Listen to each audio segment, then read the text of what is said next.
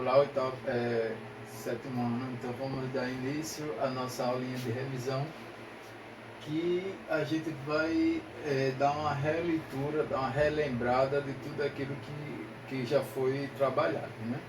Então, primeira parte vai ser a representação dos números racionais na reta. Então, como é que a gente pode lembrar disso? Por exemplo, eu tenho uma reta aqui, beleza? Aqui o centro 0, aqui eu tenho 1, aqui eu tenho 2, aqui eu tenho menos 1, aqui eu tenho menos 2. Por exemplo, se eu quero saber 3 quartos, né? Esse número racional, aonde ele está localizado aqui, eu tenho que fazer a divisão de 3 sobre 4. É isso? Então eu tenho que pegar 3 dividido por 4. Lembrando que 3 é menor do que 4, eu não posso. Acrescento um zero aqui com a vírgula. 30 dividido por 4 dá 7. 7 vezes 4 28, né? 28 para 30, 2. Continuando, 20 dividido por 4 dá 5. 5 vezes 4, 20 para 20, nada. Beleza? Então, 3 quartos é a mesma coisa de 0,75. 0,75. E 0,75, ou seja, ele não é depois de 1, mas é depois do 0. Então, vamos supor que aqui nesse meio, vamos supor não, é verdade que aqui o meio entre eles é 0,5, 0,7 vai estar um pouquinho a mais. Então, ó, esse cara daqui vai ser justamente a fração 3 quartos. Beleza? E aí a gente vê que, tipo, qualquer que seja o meu número racional, se eu quero descobrir onde é que ele está dentro da minha reta, eu tenho sempre que fazer o meu processo de divisão para encontrar o meu número decimal, e aí sim eu vou saber onde é que ele vai estar localizado na minha reta. Beleza? Então, vamos continuar nossos tópicos. O próximo tópico é a determinação da geratriz, de uma dízima periódica. Né? Então, por exemplo, se eu tenho, vamos ver a dízima aqui, ó, 0,555, reticência.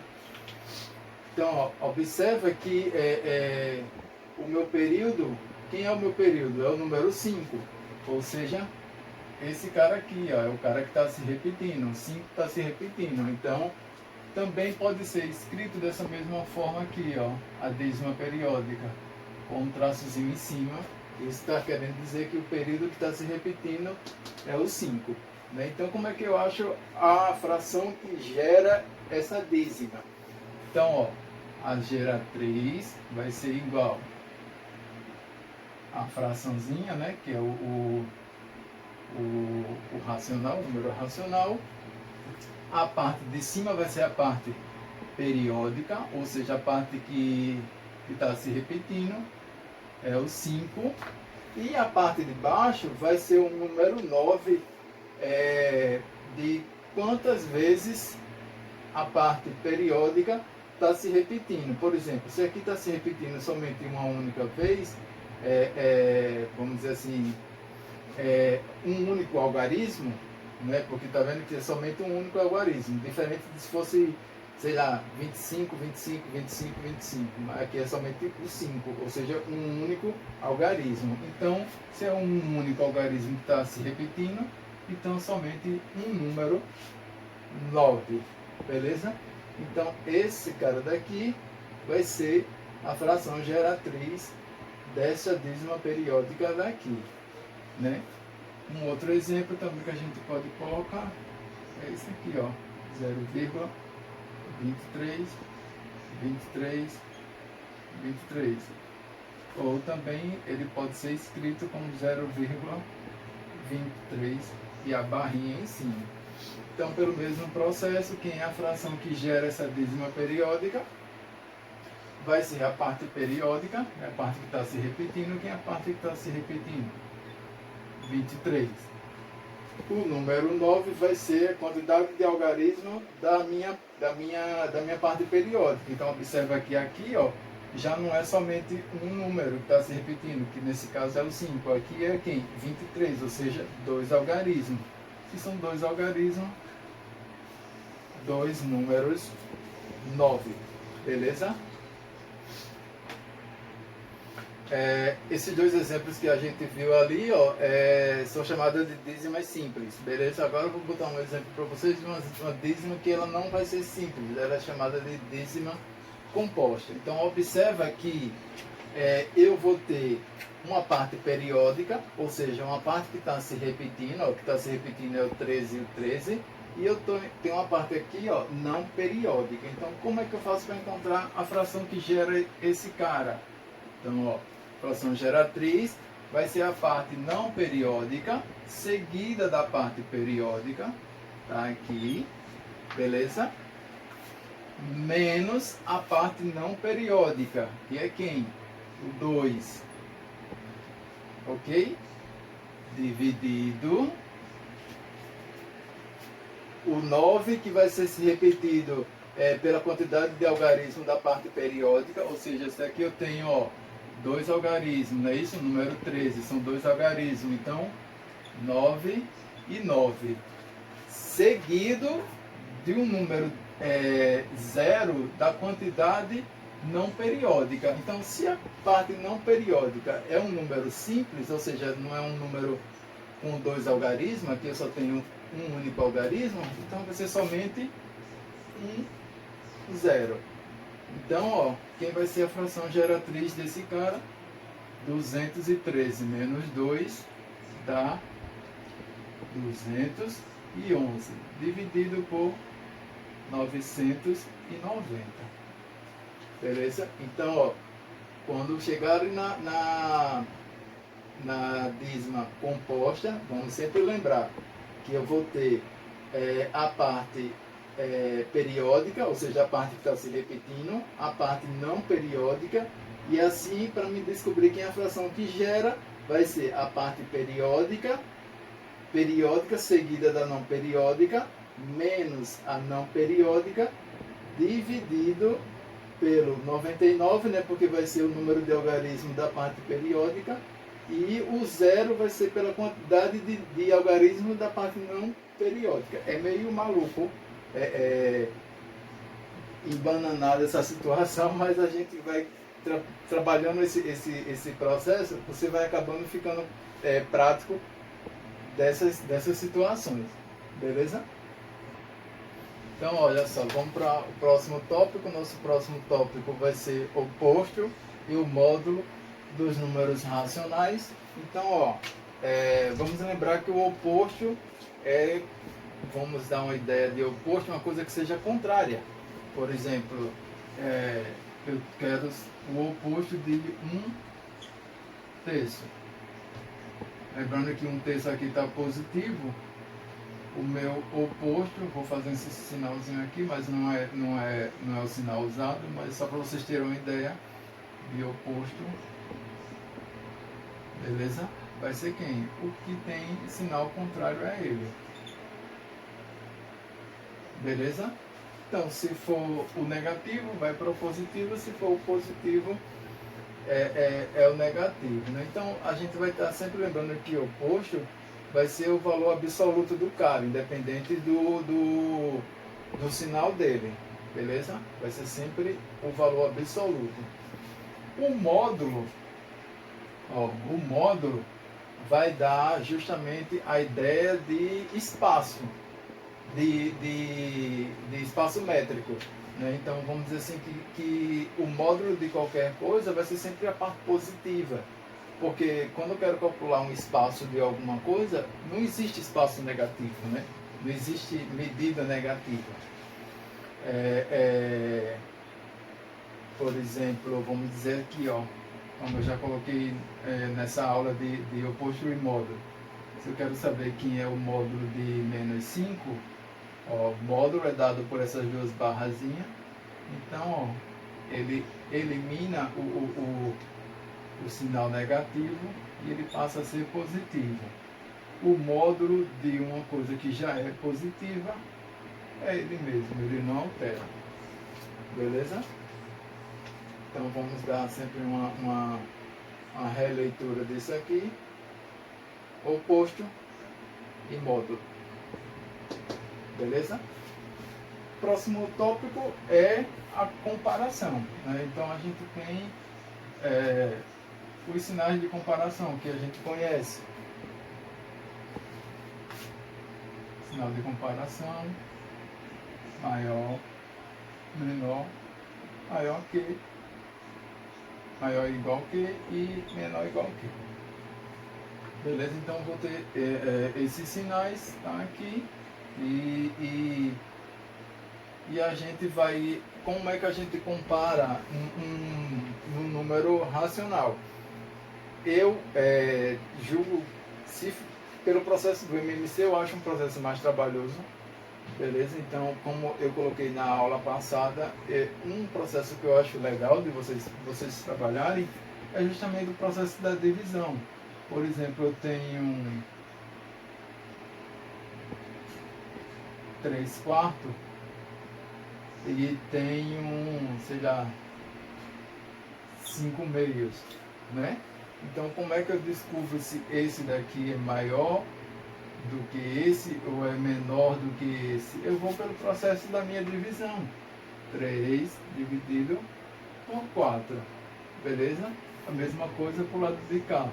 5 dividido por 2. E aí eu vou achar o meu número aqui, né? Isso aqui vai dar número decimal.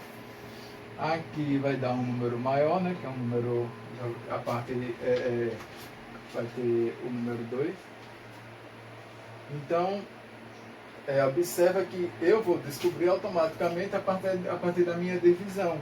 E aí eu descubro se esse cara é menor. Então, aqui é óbvio que esse aqui é menor do que 3/4, é menor do que 2/2. Beleza? Então, é legal vocês também estar trabalhando com esse processo de divisão para encontrar para encontrar o número decimal e assim eu saber quem é maior ou quem é menor. Beleza, e por fim, para a gente finalizar, a gente vai passar para expressão numérica. Só que antes de passar para a expressão numérica, eu queria que vocês relembrassem comigo a regra do jogo de sinais. Não é isso? Então, ó, na regra do jogo de sinais, quando a gente tem na soma e na subtração, não é isso? Aí diz o seguinte, sinais iguais. Ó, eu tenho dois sinais iguais. O que acontece? Soma e conserva o sinal, não é isso? Então, ok. Quando é sinais diferentes, tipo esse com esse, ou esse com mais esse, o que acontece? Subtrai e conserva o sinal do maior. Beleza? Na soma e subtração, os sinais iguais, soma e conserva o sinal. Sinais contrários, subtrai e conserva o sinal do maior valor. Já na multiplicação e na divisão, na multiplicação e na divisão, o que acontece? Sinais iguais, a resposta é sempre positiva, né? O positivo vai dar sempre mais. Sinais contrários, a resposta vai ser sempre o que? Negativo, ou seja, o menos. Então, na multiplicação e na divisão, sinais iguais positivo, sinais diferentes negativo. E aí a gente finaliza com um exemplo de uma expressão numérica. Beleza? Deixa eu apagar aqui para a gente ir para a parte da expressão numérica.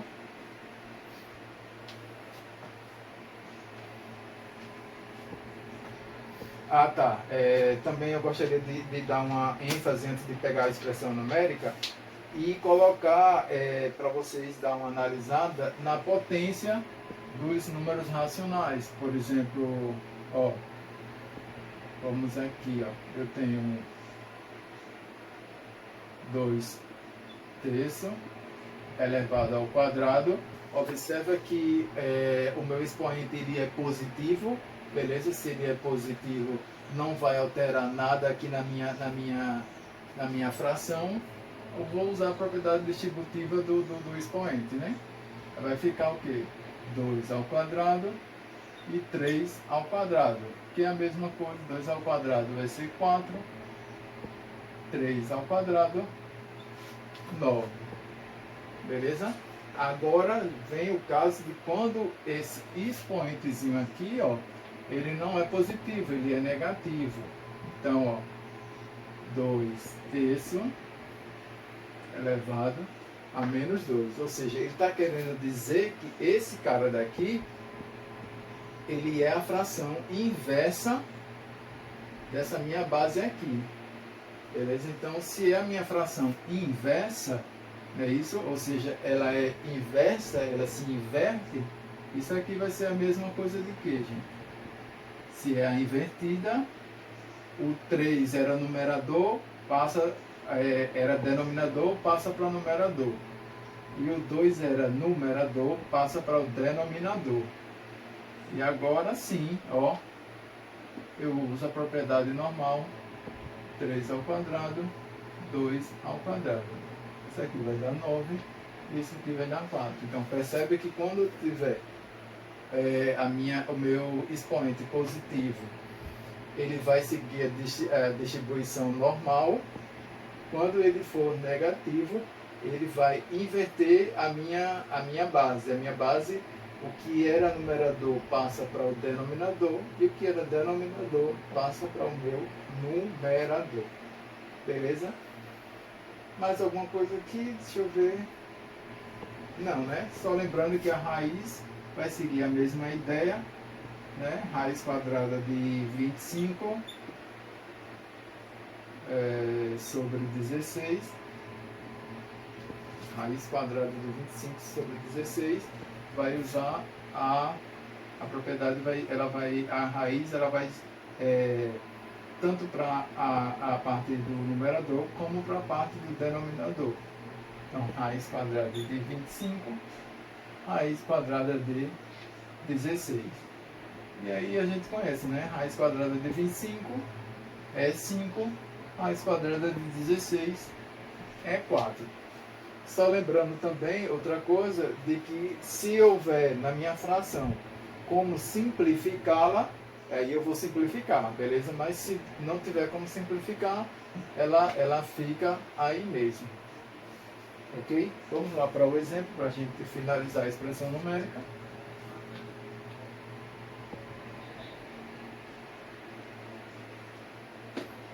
E aí eu tenho uma expressãozinha numérica que vai ser essa daqui, ó.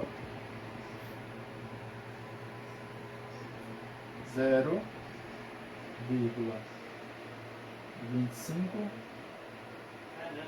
Diga aí, cara.